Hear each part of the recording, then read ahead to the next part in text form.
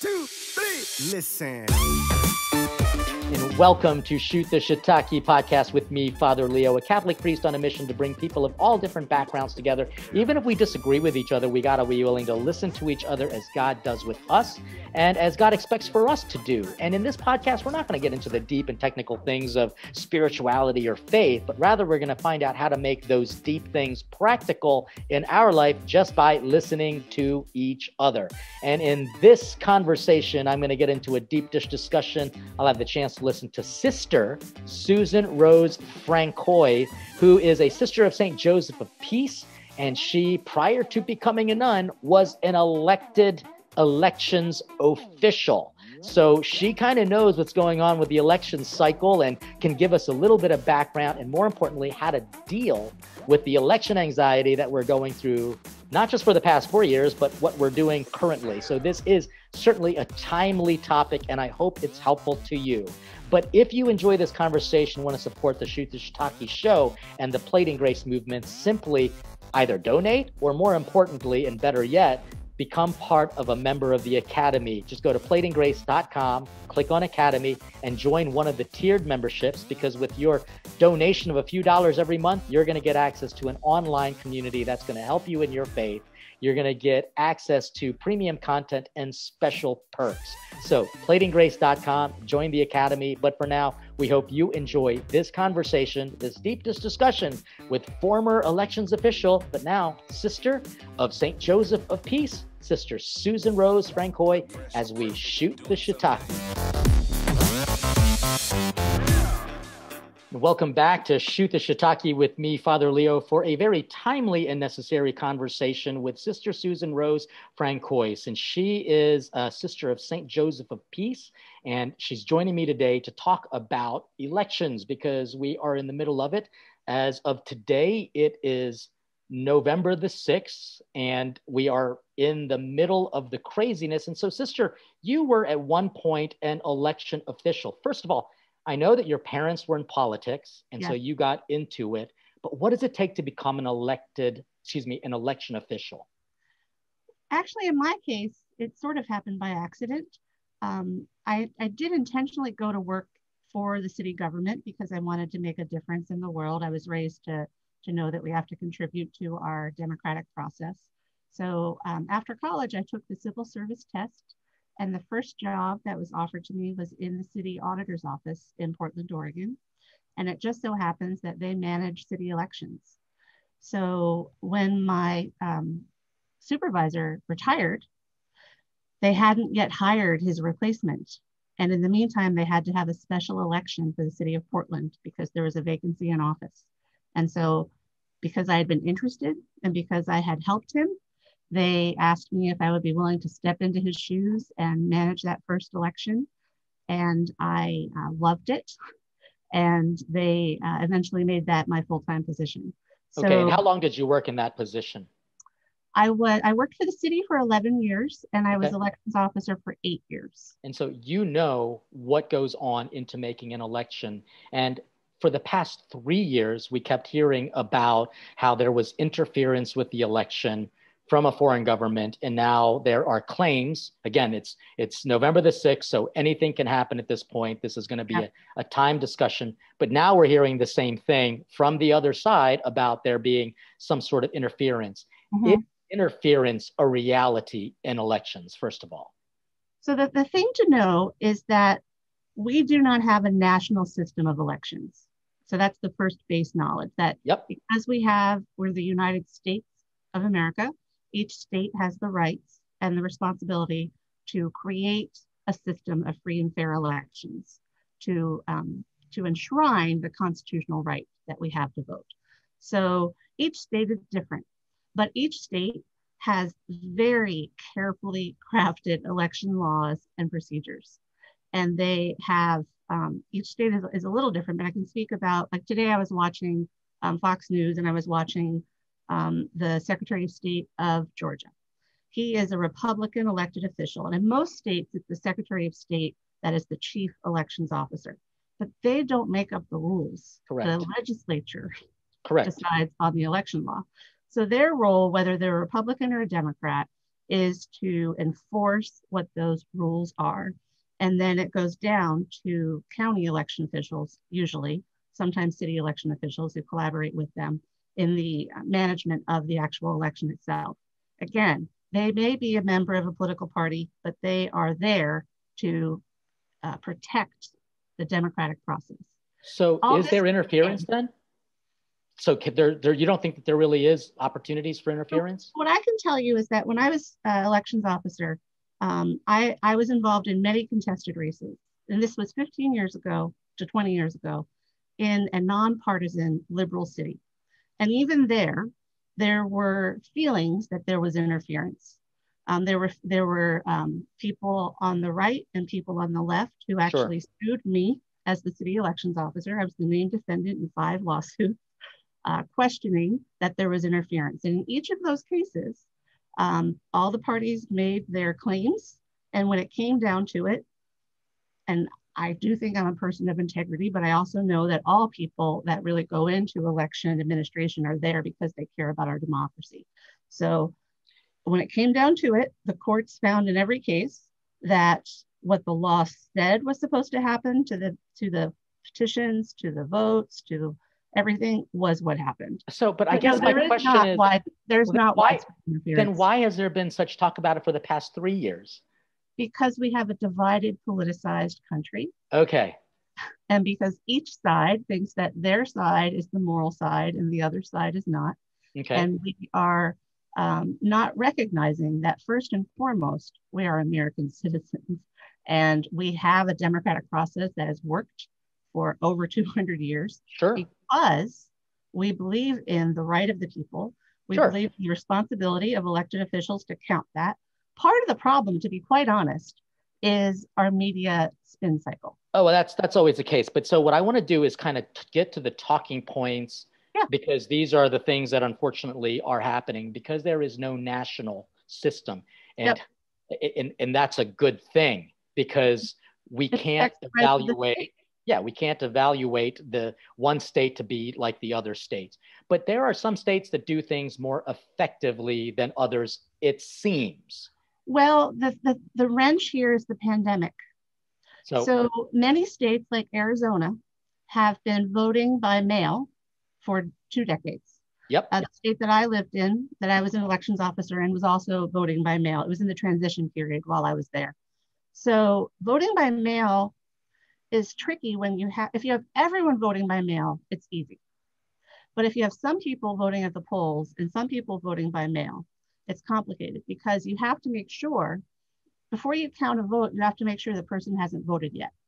Correct. So they have super complicated elections procedures where, and every state is different, but how I know it worked where I was the when you do a vote by mail, they were talking about naked ballots and why they were a problem, right? The reason why you have the secrecy envelope is that allows the elections office, without looking at your vote and counting it, to first check that your signature matches your signature on file. And they're trained in signature verification, and they have a committee generally that checks the problems that has a Democrat and a Republican involved. Yep. So that takes time. Part of the problem is that the American people figured out how to vote in a pandemic. That is what we're not celebrating, that more people than ever voted in this presidential election, even with the pandemic. Sure. It's pretty amazing. So I guess the point is, though, with this new system under really limited opportunities to explore all of this, could there have been potential for fraud? I would say no. And the reason I would say that is that we knew in March that we were going to have a pandemic of some situation in November. So I'm confident that in every jurisdiction, whether it was a Republican Secretary of State or a Democratic Secretary. Yeah, I don't even care about that. I'm just talking about. And there's also just so you know, a national network of election officials. So they learn from each other. They were working from March until now to get the systems in place. Part of the challenge is the political wrench that was thrown in when there were partisan reasons why the legislatures tried to say when votes could be counted, when they could be looked at, if we just left it to the elections experts, we'd have our results right now. But the policies were written by politicians. Got it. Yeah. Trying to get an effect. Yeah. Politicians seem to know everything, but they can't even fix their own problems in their own amongst their constituents. I think my main talking point would be that because we're in a divided political environment, and we're going to have close elections, they will always go to the courts. That's part of our checks and balances. It's a good thing. It's a good thing that, and I'll tell you, and I wrote this on Twitter the other day, I actually was once apologized to by a campaign manager when he filed the lawsuit against me, because he said, this is nothing against you, but we have to do this to fulfill every possibility for our candidate. So whichever candidate reaches 270 first, it will then go to court, as it should, and the sides will bring whatever proof they think they have found, and the courts will decide. And the election officials will tell you what processes they followed. You're saying that there is a full proof against fraud. Now, we know that laws are made because men are not angels. Do you think that there are desires to mess with ballots? I mean, the stories, the allegations, and I'm just doing the talking points of people literally registering when they're not. There's no checks for us. Like, for example, in Maryland, there was no ID requirement. All I had to do was give a name and address, and I could have been anybody. I literally could have been anybody if I knew their date of birth and address. And so there was no verification. For me, as someone who takes politics very seriously, because I know it can influence our morality, and knowing that there are a lot of deceptions out there, what are the safeguards for all of that? Because you've all been doing it right with mail-ins, but a lot of places haven't.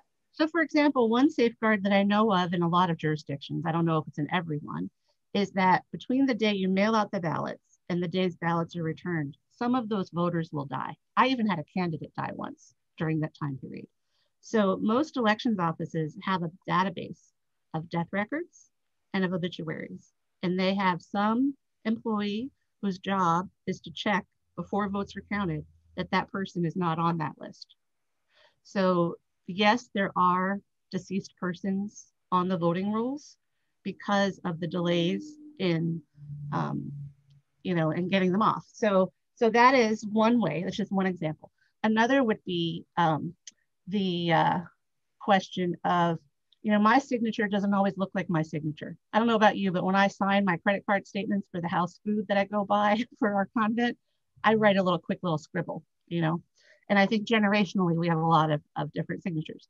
So if in the initial check, the signature does not match the signature, in many jurisdictions, with the approval of the two election observers from the two parties, they contact the voter to verify that that was their vote. So there are mechanisms in place, and that's part of why it takes time. The other thing to know is the true mechanism that's in place, in addition to the courts, is that in close elections, which there's always irregularities, we're human beings, nothing is going to be perfect. So there's a difference between fraud and an irregularity. When I was elections officer, we definitely had irregularities, but we never had and actually that's not true. We did have one case of fraud. When I was a novice, so I had left city elections office. I had entered the Sisters of St. Joseph of Peace. I was in my canonical year. I had to get a canonical exemption to leave and go back because I was subpoenaed to testify in a court trial against one of the campaign managers who had fraudulently qualified a petition for their candidate to be on the ballot. That person ended up going to jail. What about all the stories of people receiving multiple ballots and literally they can just, I've even had ballots sent to my place from people who didn't live here anymore. So what do we do with all that? Because anything can happen. And of course, the harvesting of ballots, paying people for it. You don't think that this stuff exists? I don't want to sound like a conspiracist, but it is possible to have multiple ballots out there because of,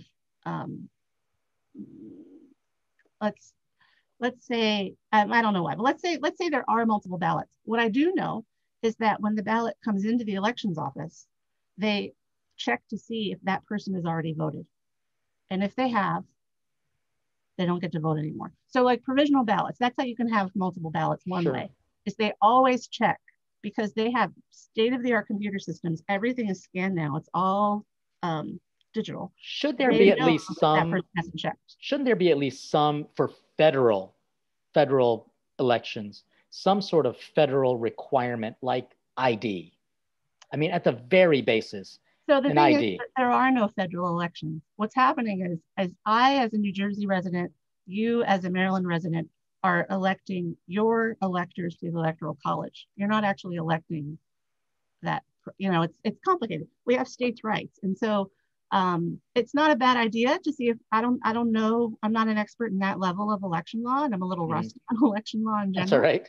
But I've been focusing on other things like the gospel instead of that.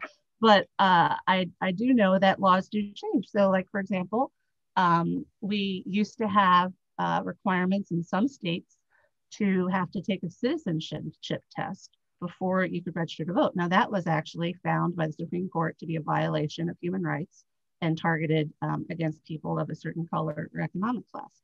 So the federal courts and the federal laws can be passed to place some requirements, but you also have the states' rights to do what that they want to do. So it's a dance that we have in our democracy. What are we learning though to improve? Because to be honest with you, it sounds like a lot of election officials want to defend the system as, no, we got it, we completely got it.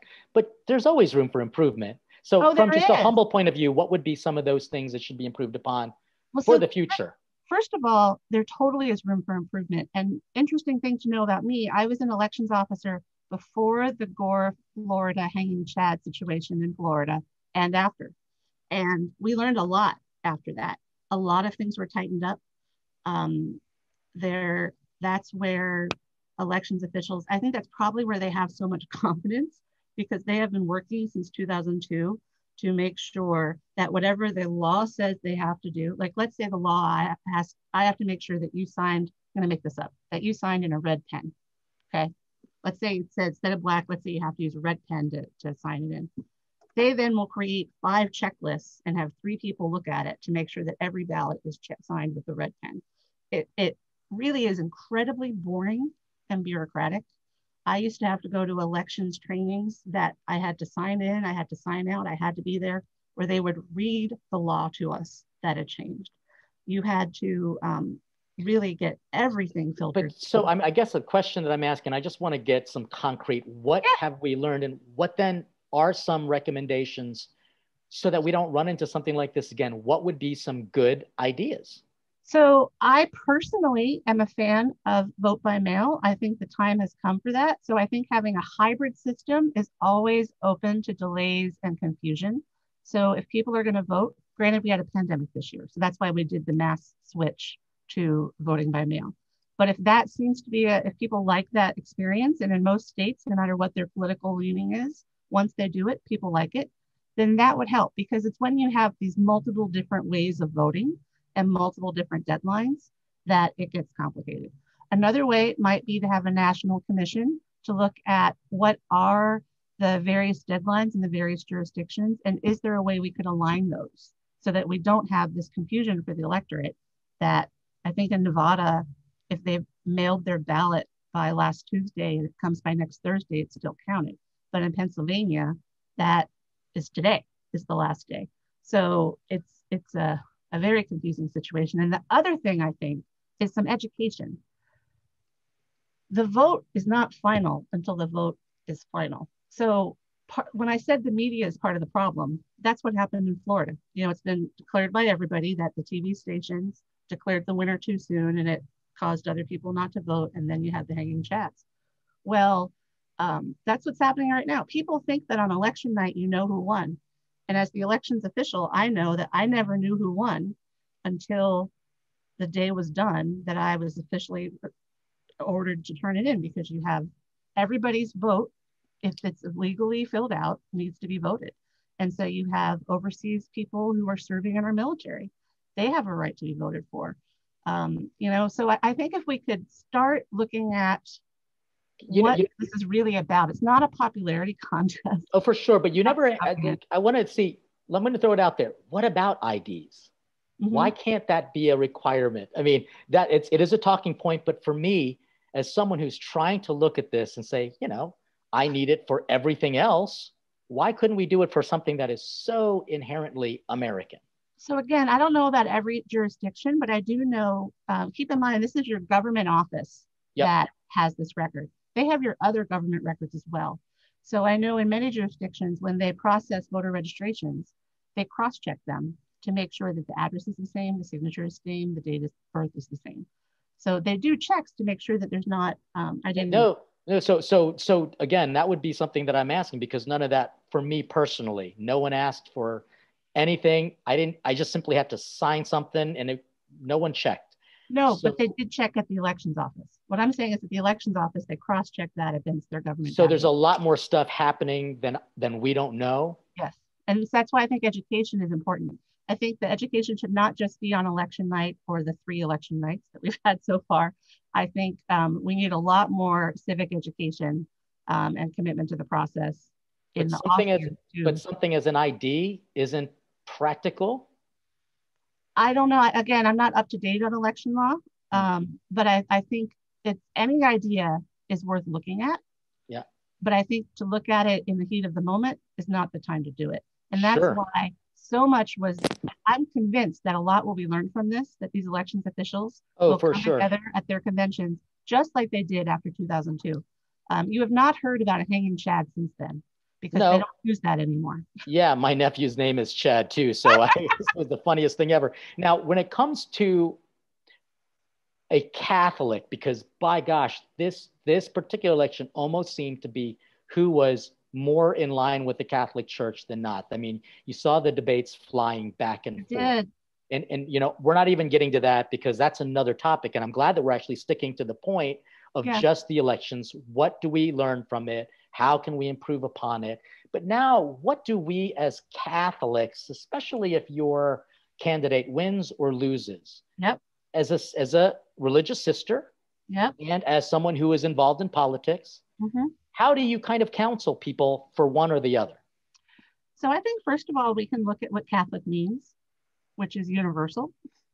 I think Pope Francis, with his encyclical, is really calling us to recognizing that we are brother and sister first. Just like I said, we're not Republican or Democrat, we're American. I think that the church has the beautiful teaching of an informed conscience. And I think the bishops, their faithful citizenship letter is such a good tool. But how many people actually read it? How many pastors are actually preaching on it? How many Sunday school classes learn about it? So that's one practical thing that I think we all, we have so many gifts within our tradition to help us be informed citizens. And whether your candidate wins or loses, as long as you felt like you voted according to your conscience, that I think is the litmus test. I don't think any of these scorecards, any of that stuff, I think it's really, was your vote gospel, church, conscience led? But ultimately, what if, because we have such, Catholic Twitter just shows you such division that we have. What if in parishes, we could have the conversations about what unites us, about what we have in common, about what our hopes and our dreams are for our society, and start from there to build up, rather than this tearing down that we do based on the boxes we've already put ourselves into. So I actually have a lot of hope that we, as Catholics, we have a large presence in this country due to our immigrant background and our immigrant presence and our catechesis that we have in our school systems and our hospitals and all of that. It's a Catholic sister. That's part of our contribution to this country. And we're everywhere. So if we could figure out how to be brother and sister with each other and how to respect one another and find common pathways together, everything would be a lot better. And I think we can get there. Well, it could. I mean, it does take a lot of effort for people to stop certain actions. I mean, I think everyone should have the right to speak their opinion and their experiences. That's just a given. But, in the climate that we're in currently, it's very hard to even be yourself without facing the retribution of a cancel culture who just kind of want to destroy who you are because of what you are. and it's really unfortunate. So, Sister, as we're kind of bringing this to a close, what are some of the takeaways that you think Catholics are going to need? Obviously treat each other as brother and sister. A lot of it sounds, as I was reviewing the Fratelli Tutti document with my audience, I said, it sounds very pie in the sky, doesn't it? But it is exactly what Jesus said. It's just hard to put into practice. What are some practical things you're going to offer to people to kind of get through these tumultuous times? Yeah. So our community was founded in 1884 to promote peace and family life in church and society. So that first one, family, we all have family members that we maybe don't agree with, and whether it's a blood family member or a church family member. So I think one thing is to really, we have gotten used to in the last couple of years of this cancel culture to just like, no, I'm not listening to what you have to say because I know I'm very right hard and wrong. Yeah. So listening with curiosity. So I've never thought of it that way, Father Leo. Why do you feel that way? Just truly engaging and listening before we speak and entertaining the possibility with some humility. I think our virtues could really help us, and that maybe seems pie in the sky as well. But I can't imagine that we'll ever reach healing if the Catholic Church can't heal its own divisions. Yeah, well, I mean, certainly you saw it on Catholic Twitter with bishops in disagreement with each other. There does seem to be some passive aggressiveness versus some just flat out, here's what we believe, and there's not a good dialogue for sure. I think people are afraid to be challenged. Like, for example, Sister, respectfully, for example, when I asked you, could there be fraud? You said, no, there really couldn't be. But when you experience it, you're like, what? Because we're not perfect. But I respect completely how you know that there are systems that are in place, and it does prevent it, I think, for the most part. In my experience, this pandemic has been nuts. Yeah. In my experience, I never saw true fraud happen other than the one case that went to court. I would agree with you. I would agree with you, especially since while people will always challenge a certain kind of outcome. I think part of it is that we were ripe for it. We've been hearing about it for for 4 years since the 2016 election. We were nonstop hearing about it, and it just sets people on an agenda. But I do think that this pandemic has created opportunities for the devil to hide in the details or the lack thereof. And so it's challenging. So let's speak to that. When people demonize each other, let's talk about that, because I think people do it. Like, I would be considered in many ways, in many circles, an arch conservative. But when I was amongst some conservatives, I was considered a liberal. And I just happen to be in an institute that is very much open-minded in many ways. But we get along with each other because there's very little competition. But demonizing, have you experienced that? So I don't know if you know this about me, but since the third day of President Trump's administration, I've been tweeting a nonviolent prayer to him every day. And that was my own personal practice that I decided to do. I ended up getting a little bit of media for it because, first of all, people don't understand prayer. So I get the strangest messages from pro-Trump and anti-Trump people. Sure. So anti-Trump people, how could you vote? How could you pray for him? He's evil. I'm like, okay, first of all, he's not evil. Second of all, even more reason to pray, right? If you actually think that. Sure. For the pro-Trump people, my politics are not actually in line with President Trump's politics. And while I do keep a nonpartisan stance because I am a Catholic religious sister, if you follow my Twitter, you'll notice that I am not in line with many of the policy decisions of this administration. However, the practice of personally every day as part of my prayer practice, getting to a point where I have enough characters that I can send a true, genuine, peaceful prayer for him has transformed me, first of all. I feel, I've never met the man. I don't think I ever will, but I feel like I'm in a relationship with him because I've been praying for him all this time. Sure. And just what you said, that you sometimes come across as a liberal. I sometimes come across as a conservative because I pray for the president.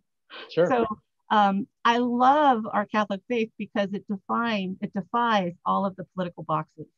I am pro-life, and I am a registered Democrat, and I am a Catholic, and I believe in the consistent ethic of life from the moment of conception until death.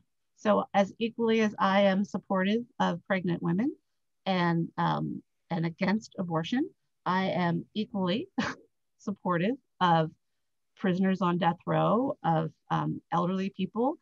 I mean, look at all of the people, as Pope Francis talked about covert euthanasia in Fratelli Tutti, all of the elderly that died because we don't have the systems to care for them.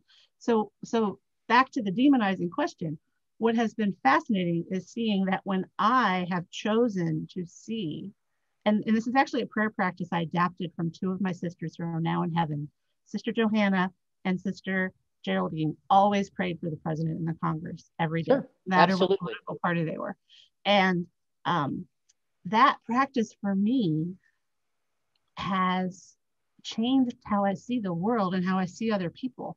And being demonized by some people because of how I do that, and made a saint by others because I do that, has shown me that really, I think the biggest crisis in the world right now, Father Leo, is that many people are walking around not understanding that they are a beloved child of God, and so is everyone else. And that's how we're able to demonize people.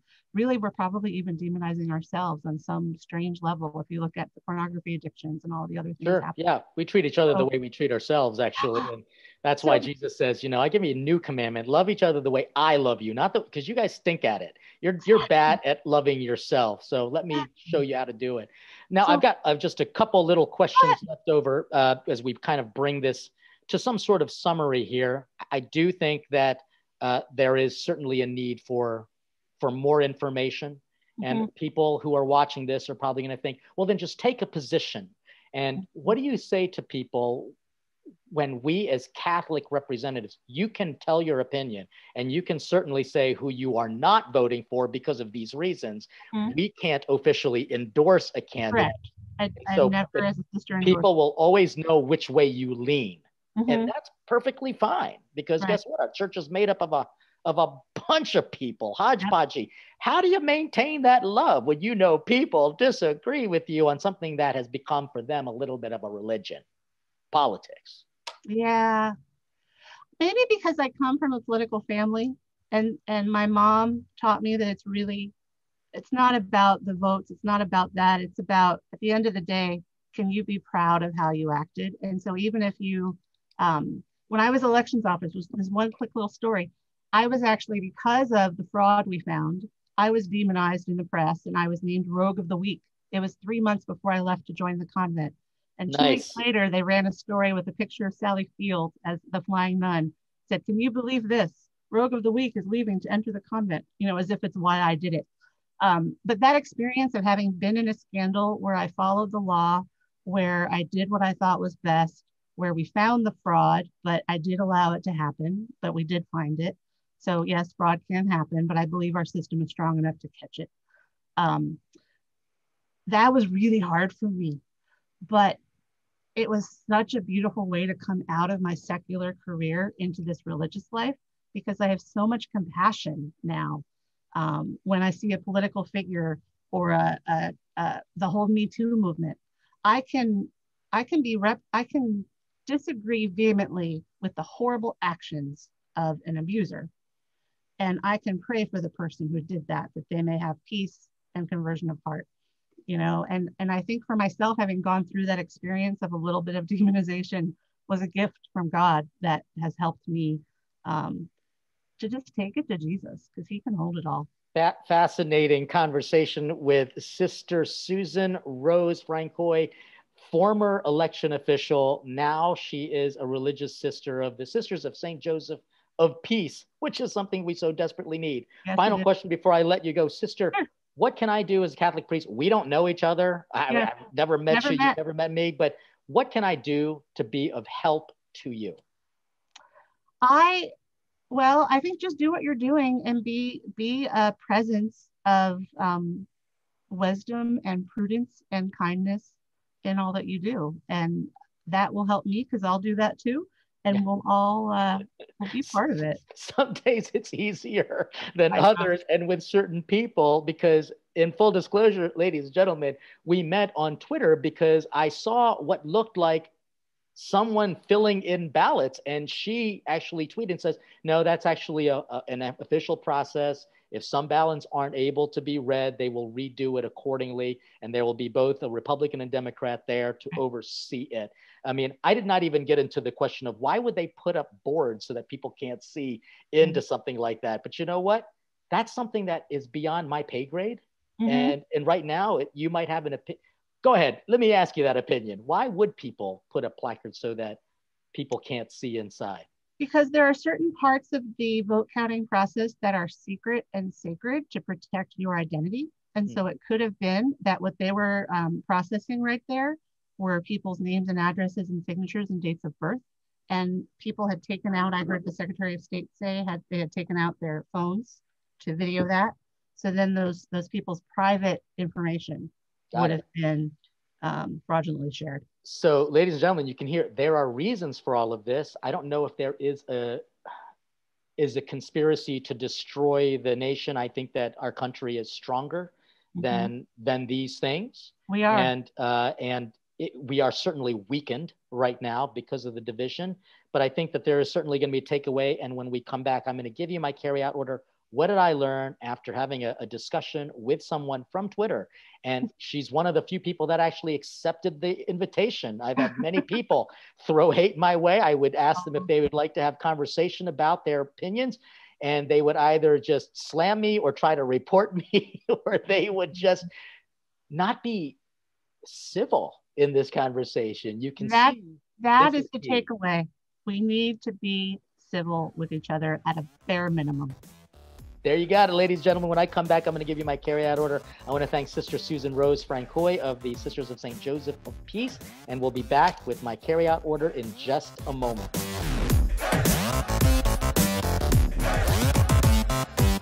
And welcome back to Shoot the Shiitake with me, Father Leo, for my carryout order. I want to say thanks to Sister Susan Rose Francois of the Sisters of St. Joseph of Peace. What a totally awesome congregation sounding name. I mean, because first of all, peace, so totally needed right now. And St. Joseph, he's interesting because he didn't really say anything as recorded in the sacred scripture. So maybe a little bit of silence will be helpful. As a matter of fact, that is a carryout order for anyone. And for me, particularly, if you're feeling anxiety and being upset about this, that, and the other, a little bit of silence can go a long way. But not just silence where you start hearing all of the crazy voices, but rather silence and say, God, I'm going to put all of this away and I'm just going to focus on you. Tell me what you want to say. And a good way to do that is to just start reading the scriptures and just allowing yourself to be immersed in the biblical scenes or in some of the poetry and majesty of the Psalms. So a little bit of silence is going to go a long way. And Sister had a quote in her conversation. She says, can you be proud of who you are and how you acted?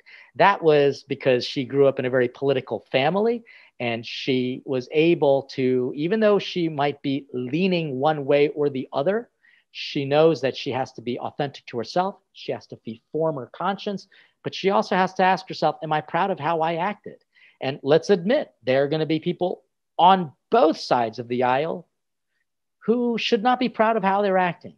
Whether because they are just demonizing the other and dismissing them as naming such and such, or even destroying property and acting incredibly unjust and hurting people because you think that you have been offended.